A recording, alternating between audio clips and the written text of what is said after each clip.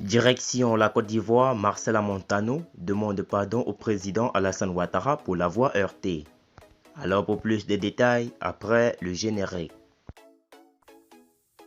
Avant de commencer, n'oubliez pas de vous abonner et d'activer la cloche de notification car cela va vous permettre de ne plus manquer les prochaines vidéos.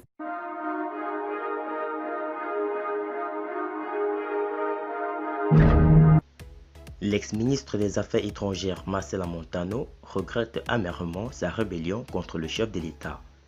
Désormais dans l'ombre, il tente le tout pour se rapprocher de son ex-mentor. À cet effet, l'ex-directeur de cabinet a présenté ses excuses au président Alassane Ouattara suite aux propos qu'il a tenus le 10 octobre 2020 au stade Félix Houphouët-Boigny. Lit sa déclaration postée sur sa page Facebook dans la nuit du dimanche à lundi. En ce début d'année 2021, après de longs mois de joutes oratoires politiques, alors que la pandémie de la Covid-19 continue de sévir et que nous devons redoubler de prudence, il est impérieux de faire le bilan de l'année écoulée. Il est temps de mettre de côté nos querelles, nos ressentiments, nos intérêts personnels et d'apaiser le climat politique. Seul notre devoir envers notre pays et l'avenir de nos concitoyens doit nous préoccuper.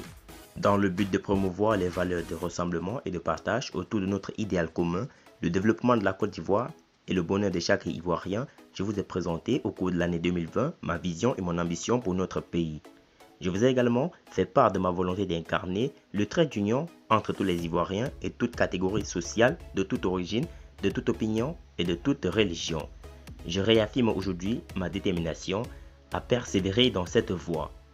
De ce point de vue, je connais n'avoir pas été totalement fidèle à mon engagement de montrer aux Ivoiriens qu'il est possible de faire de la politique différemment en sachant, malgré nos désaccords, garder le bon ton sans proférer d'invectives et sans porter de jugement de valeur.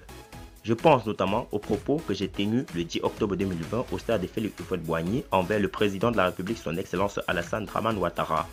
Voter pour un président, c'est lui confier notre pays à gérer.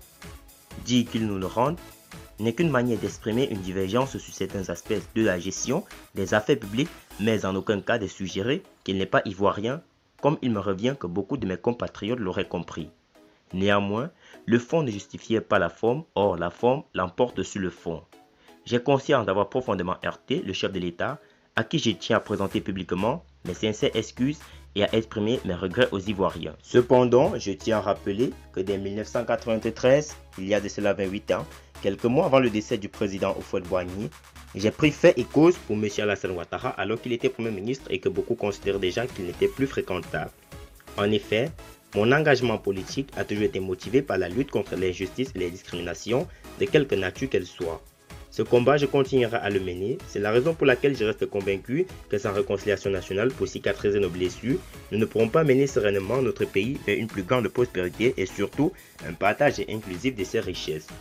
Je tiens à réaffirmer ma foi en une Côte d'Ivoire plurielle composée d'hommes et de femmes du nord au sud, du centre, de l'est et de l'ouest, tout en fond de notre beau pays, ayant le même droit mais aussi les mêmes devoirs vis-à-vis de la nation.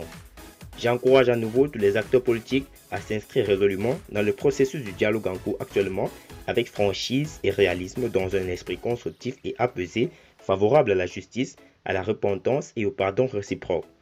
Ensemble, nous pouvons impulser ce changement tant attendu par les populations. Pour ce faire, il est important que toutes les sensibilités soient consultées, écoutées et représentées sur l'échiquier politique pour servir le peuple avec détermination, abnégation et humanisme. Que Dieu bénisse la Côte d'Ivoire.